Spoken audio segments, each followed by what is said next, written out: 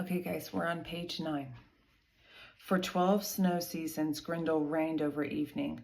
Hrothgar suffered, Heorot buffeted, no hero to hold it. 12 snow seasons? Guys, Grendel came into Heorot every single night for 12 years. Every night he slaughtered men, dragged them back to his lair, ate them, ripped them apart. Heorot mourned the loss, but there was nothing they could do about it. Every outsider talked about telling of legends and losses. Hrothgar's hall became a morgue, dark marks on floorboards. No songs, no scops, no searing meat, no blazing fire, and Grendel, incomplete, raided relentlessly. Dude, this is what they call a blood feud. A war that tore a hole through the hearts of the Danes. Grendel was broken and would not brook peace, desist in dealing deaths, or die himself.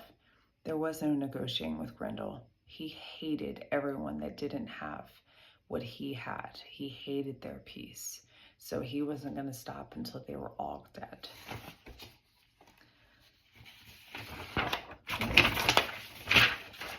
Okay. All right, on page 10. He had no use for stealth. He came near nightly and never negotiated. The old counselors knew better than to expect his settlement in silver from him.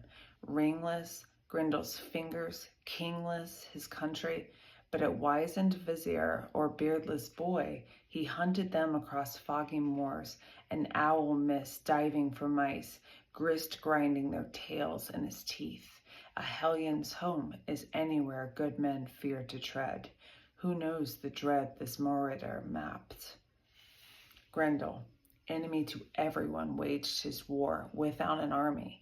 Lonesome as he lapped the luxurious links of Heorot, he haunted the hall at night.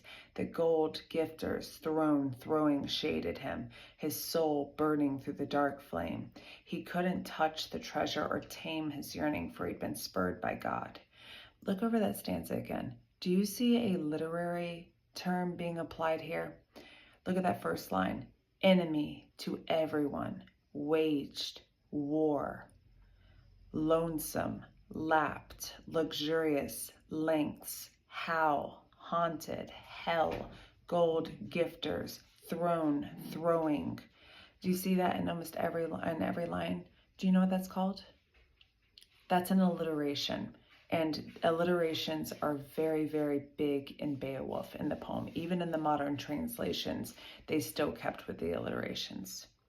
Times were hard for the Prince of the Scyldings, too. Heart shattered, battered spirits spent, men came to advise, bringing pithy plots and plans to arrest Hrothgar's awful guest.